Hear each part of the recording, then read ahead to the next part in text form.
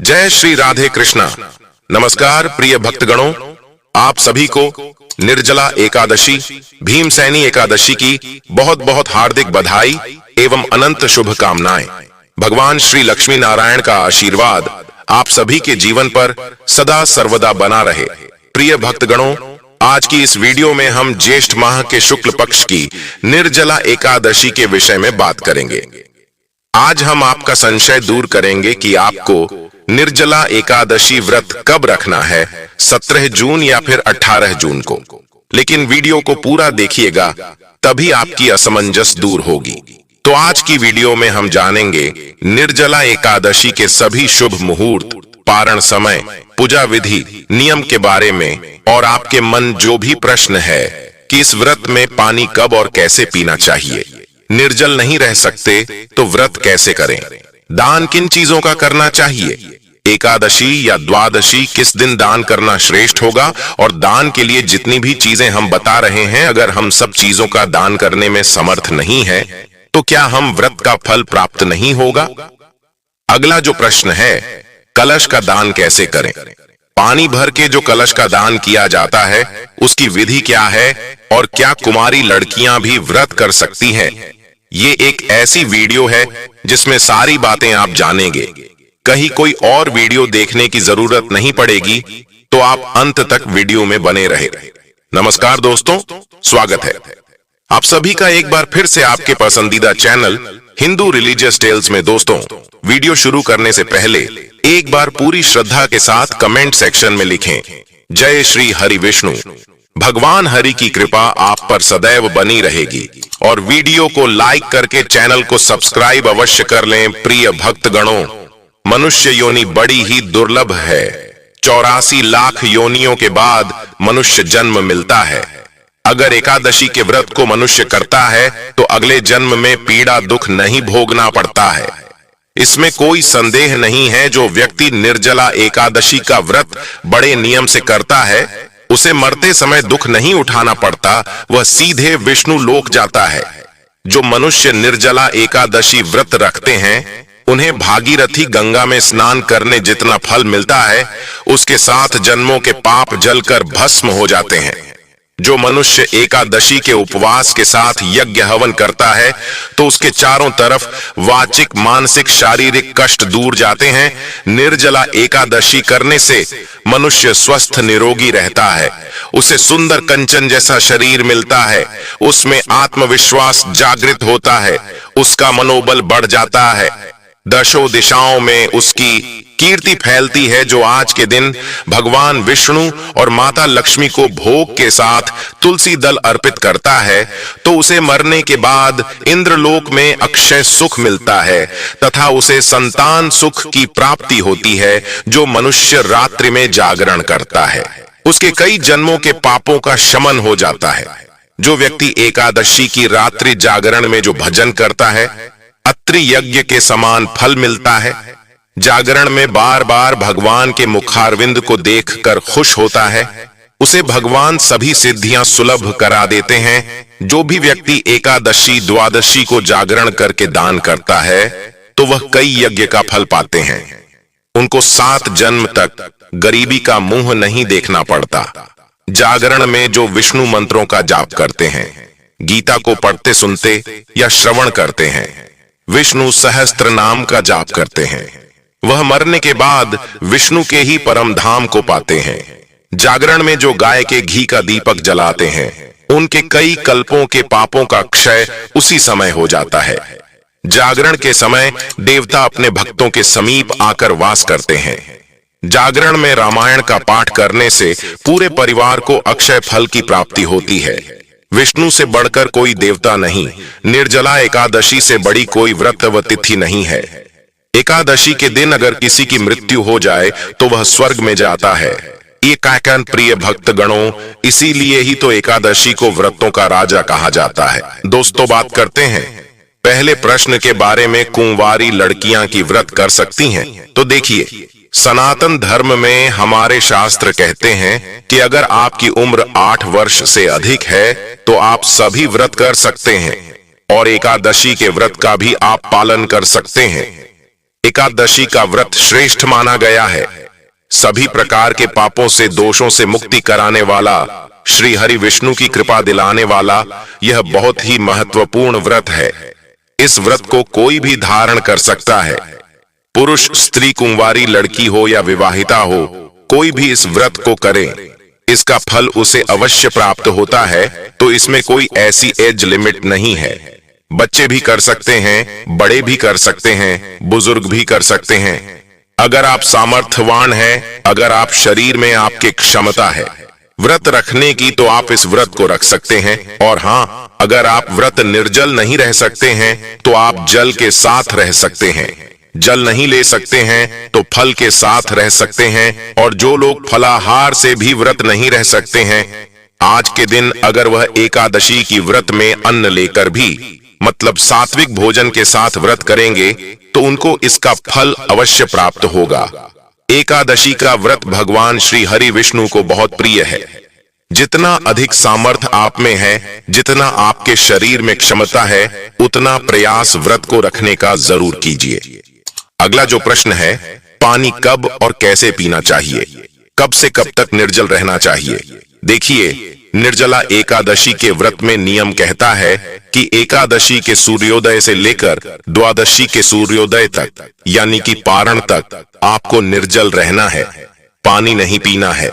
निर्जला एकादशी का व्रत कठोर होता है। खासकर ज्येष्ठ के महीने में जब प्रचंड गर्मी पड़ती है, तब निर्जला एकादशी का व्रत रखा जाता है, जो कि जीवन में जल के महत्व को बताता है। लेकिन अगर आपने निर्जला एकादशी का व्रत रखा है, आपको बहुत अधिक प्यास लग रही है, या ऐसी स्थिति आ पड़े कि जल के बिना प्राण संकट में आ जाए, तो इसके लिए शास्त्रों में कुछ उपाय भी बताए गए हैं, जिससे कि आपकी प्यास भी बुझ जाएगी और कोई दोष नहीं लगेगा। साथ ही इस विधि से जल ग्रहण करने पर आपका व्रत भी निष्फल नहीं होगा। आइए जानते हैं क्या है वो उपाय। निर्जला एकादशी में व्रत के दौरान अगर आपको अधिक प्यास लग रही है, तो आप ओम नमो नारायणाय मंत्र का 12 बार जाप करें। इसके बाद चांदी, पीतल या मिट्टी धातु के पात्र में पानी में गंगा जल मिलाकर भर दें।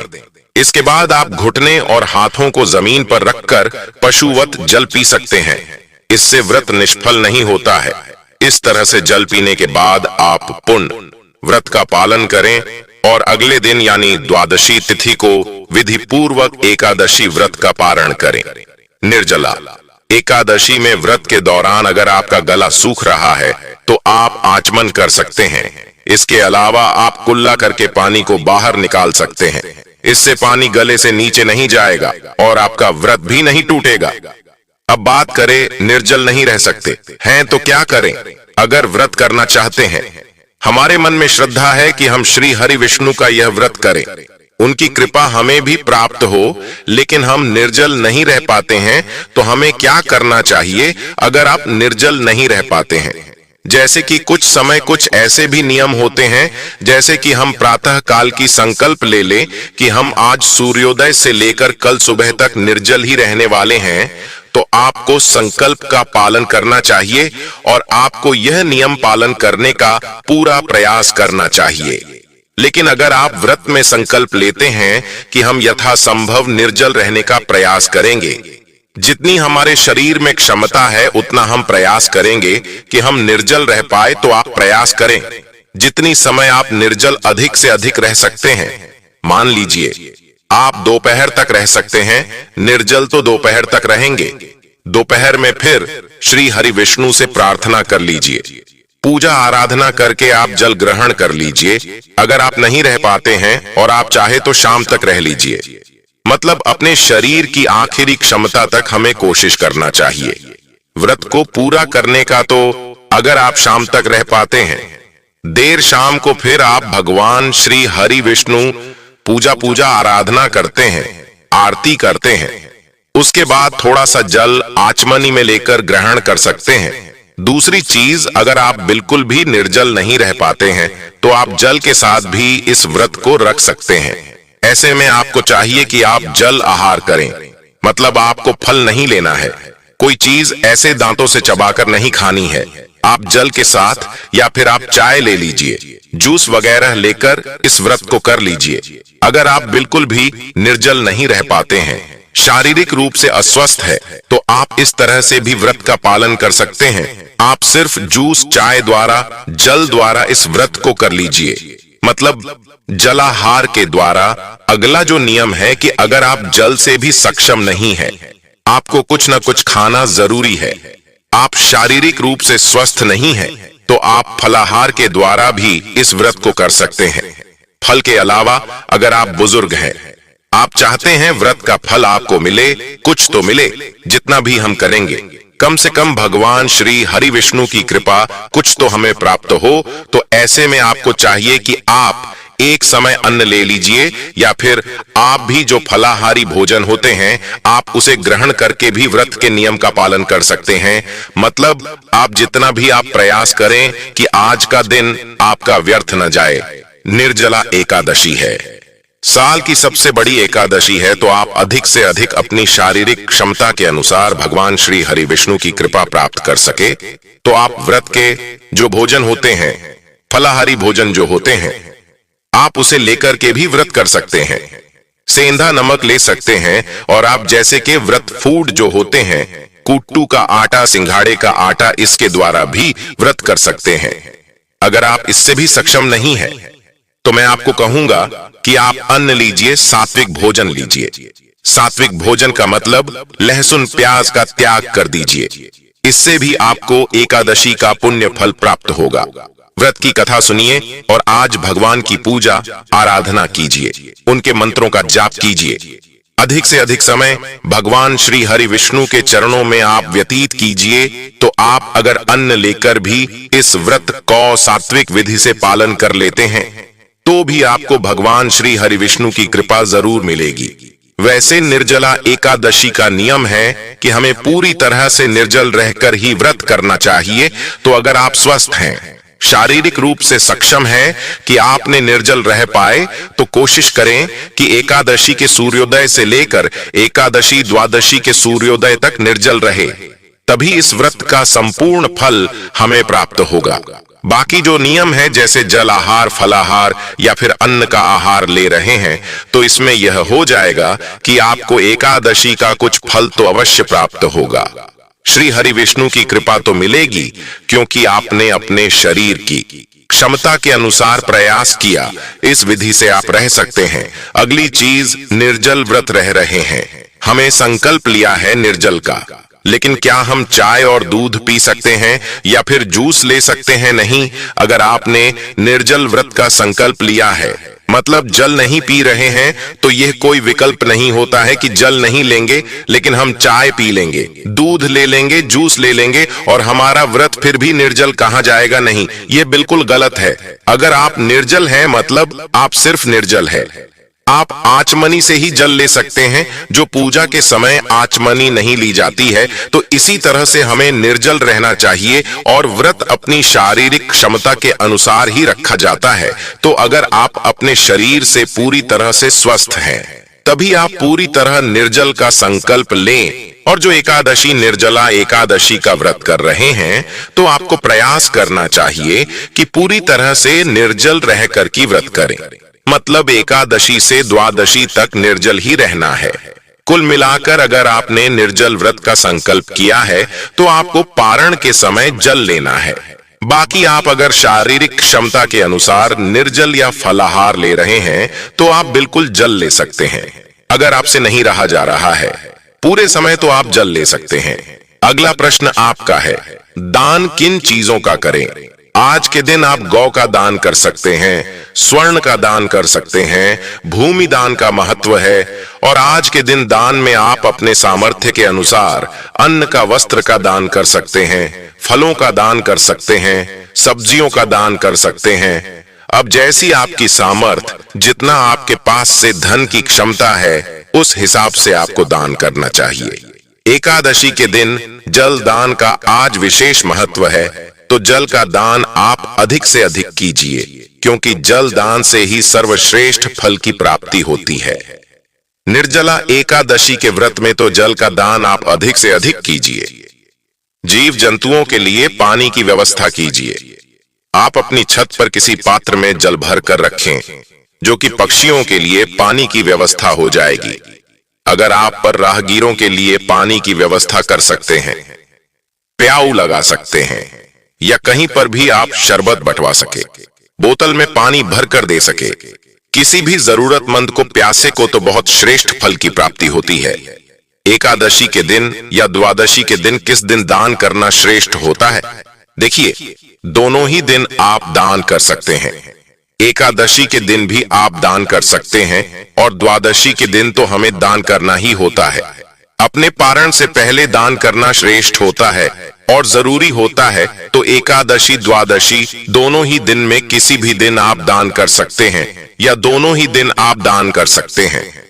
कोई संशय मन में नहीं है। इस समय में जरूरत की चीजें दान की जाती है, जैसे कि गर्मी का मौसम है तो छाता दान करें, पंखा दान करें, जूता दान करें और सीजनल फ्रूट्स होते हैं, खरबूज, तरबूज इत्यादि दान करें तो बहुत श्रेष्ठ दान है ये, और इनमें बहुत अधिक खर्चा नहीं है। और हाँ, जितनी चीजों का आप दान कर सकते हैं उतनी ही चीजों का दान करें। कोई ऐसा भार नहीं है आपके ऊपर कि जितनी भी चीजें आपको बताई जा रही हूं, सभी चीजों का हमें दान करना है। आप जो दान कर सकते हैं, जैसे कि आप किसी जरूरतमंद को भोजन करा सकते हैं, किसी को पानी का दान कर सकते हैं, तो वह कर दीजिए। मतलब जितना आपसे हो सकता है उतना आप दान करें, और दान का फल हमेशा श्रेष्ठ होता है। सामर्थ्य के अनुसार दान करना चाहिए। कलश के दान की विधि क्या है? देखिए, कलश में जल भरना होता है तो आपको मिट्टी का कलश लेना है। आप चाहे तो तांबे का या किसी धातु का भी कलर ले सकते हैं। तो आप पर कलश में शुद्ध जल भरे, अपने घर में ही आपको शुद्ध जल भरना है। घर से ही जल भरकर लेकर जाना है तो कलश में आपको शुद्ध जल भरना है। उसके ऊपर आपको सफेद कपड़ा रखना है। सफेद कपड़े से उस कलश को ढक दीजिए और उसके ऊपर चीनी रखना है। और अगर आप और भी चीजें दान करना चाहते हैं, जैसे फल दान कर सकते हैं, आप इस कलश के साथ या पंखे का दान कर सकते हैं। तो इस तरह से फल, वस्त्र, उस कपड़े के साथ ही आपको कलश भी लेना है और दक्षिणा के साथ दान करना है। तो कलश में शुद्ध जल भरे, उसके बाद उसे सफेद कपड़े से ढके, उसके ऊपर आपको चीनी रखनी है और उसके बाद उसके साथ में आप जो भी वस्तु दान करना चाहते हैं, वस्त्र, अन्य और पंखा, जो भी आप दान करना चाहते हैं साथ में रख लीजिए। दक्षिणा के रूप में कुछ पैसे रख लीजिए और इसके साथ ही आपको ले जाकर या किसी ब्राह्मण को दान करना है, या फिर आप किसी मंदिर में भी दान कर सकते हैं। तो कलश दान करने की यही विधि होती है। कलश में आपको शुद्ध जल जो भरना है वह अपने घर से ही भरकर लेकर जाना है। ऐसा नहीं कि आप खाली कलश लेकर जाएं और पंडित जी के घर पर ही आप कलश भरे और वहां से उनको दान कर दें। ऐसा नहीं करना। घर से ही आपको सारी सामग्री तैयार करके लेकर जानी है, और चाहे तो आप पंडित जी को दान कर दीजिए या फिर आप पर मंदिर में भी दान कर सकते हैं। तो इस विधि से हमें एकादशी के दिन दान करना होता है। और एकादशी का व्रत निर्जला एकादशी का व्रत सर्वश्रेष्ठ माना गया है। इस व्रत को अगर आप नियम पूर्वक कर पाते हैं, पूरे विधि विधान के साथ, जैसे कि निर्जल रहकर, तब तो सर्वश्रेष्ठ है। नहीं तो जितना भी आप में सामर्थ्य है, जितनी भी आपके शरीर में क्षमता है, फलाहार, जलाहार या फिर आप व्रत के आहार लेकर इस व्रत को करने का पूरा प्रयास शुरू करिए, ताकि आपको भगवान श्री हरि विष्णु की कृपा जितना भी अधिक से अधिक प्राप्त हो सके उतना आप प्राप्त करने का प्रयास कीजिए। प्रिय भक्तगणों, आइए अब जान लेते हैं निर्जला एकादशी के शुभ मुहूर्त और पारण समय के बारे में। लेकिन अभी तक आपने वीडियो को लाइक नहीं किया तो वीडियो को लाइक करके चैनल को सब्सक्राइब अवश्य कर लें। इस बार निर्जला एकादशी की तिथि प्रारंभ होगी 17 जून सोमवार को सुबह 4:44 से। इसके साथ ही तिथि समाप्त होगी 18 जून मंगलवार की सुबह 6:25 पर। और एकादशी व्रत के नियमों के अनुसार इस बार 18 जून मंगलवार को निर्जला एकादशी का व्रत रखा जाएगा। इस दिन सर्वार्थ सिद्धि योग का निर्माण भी हो रहा है। सर्वार्थ सिद्धि योग का समय सुबह 5:24 से 6 बजे तक रहेगा। अब आप सोच रहे होंगे कि जब 17 जून को सूर्योदय से पहले ही एकादशी तिथि लग रही है, तो 17 जून को उपवास क्यों नहीं रखा जाएगा? तो देखिए, क्योंकि अगले दिन 18 जून को तो बात सूर्योदय से लेकर दोपहर तक हरिवासर का समय रहने वाला है और हरिवासर का समय समाप्त होगा। 18 जून मंगलवार को दोपहर 12 बजे तक एकादशी व्रत के नियमों के अनुसार जब तक हरिवासर रहता है तब तक एकादशी का उपवास नहीं खोला जाता। हमेशा हरिवासर का समय बीतने के बाद ही खोला जाता है। ऐसे में जो लोग 17 जून को उपवास रखना चाहते हो, उन्हें अगले दिन दोपहर 12 बजे के बाद व्रत का पारण करना होगा। ऐसे में एकादशी का उपवास अधिक समय के लिए हो जाएगा, इसलिए आप सभी को 18 जून को ही उपवास रखना चाहिए। जो लोग इस नियम का पालन नहीं करते और 17 जून को ही उपवास रखना चाहती हो, तो उन्हें यदि उपवास खोलना भी हो तो 18 जून मंगलवार को दोपहर 1 बजे से 3 बजे के बीच में अपना उपवास खोलना होगा। हालांकि शास्त्र सम्मत तथ्य यही है कि जब भी एकादशी तिथि इस तरह से 2 दिन पड़ती है, तब सभी को, चाहे वह गृहस्थ जन हो या वैष्णव जन हो, उन्हें दूजी एकादशी का ही उपवास रखना चाहिए। 18 जून मंगलवार को सूर्योदय होगा, सुबह 5:45 पर सूर्यास्त होगा, शाम 7:10 पर। इस दिन ब्रह्म मुहूर्त सुबह 4:09 से 4:57 तक रहेगा। शिव योग सारा दिन रहेगा, जो कि रात 9:38 पर समाप्त हो जाएगा। बाद में सिद्ध योग प्रारंभ हो जाएगा। अभिजीत मुहूर्त दोपहर 12:01 से 12:54 तक रहेगा और राहु काल दोपहर 3 बजे से 4:30 बजे तक रहेगा। 19 जून बुधवार को सूर्योदय होगा, सुबह 5:45 पर सूर्यास्त होगा, शाम 7:10 पर ब्रह्म मुहूर्त, सुबह 4:09 से 4:57 तक रहेगा। सिद्ध योग सारा दिन रहेगा, जो कि रात 9:11 पर समाप्त होगा और इसके बाद साध्य योग प्रारंभ हो जाएगा। ये सभी लोग बहुत ही शुभ है। इन शुभ योगों में रखी गई पूजा, रखा गया उपवास फलित होता है। विशाखा नक्षत्र शाम 5:23 तक रहेगा। बाद में अनुराधा नक्षत्र प्रारंभ हो जाएगा और इस दिन राहु काल दोपहर 12 बजे से 1:30 तक रहेगा। द्वादशी तिथि प्रारंभ होगी 18 जून मंगलवार की सुबह 6:26 से और समाप्त होगी 19 जून बुधवार की सुबह 7:28 पर, क्योंकि बुधवार को सुबह जल्दी ही द्वादशी तिथि समाप्त हो जाएगी। इसलिए तिथि समाप्त होने से पहले पहले आपको उपवास खोल लेना होगा। अब जाने का पारण मुहूर्त के बारे में। 19 जून बुधवार को एकादशी व्रत का पारणा किया जाएगा। सुबह 5:28 से सुबह 7:28 तक निर्जला एकादशी व्रत का पारण, जो तिलेन पारण यानी कि तिल से व्रत का पारण है। यह संभव न हो तो आप जल से, तुलसी दल से या फल से व्रत का पारण करें।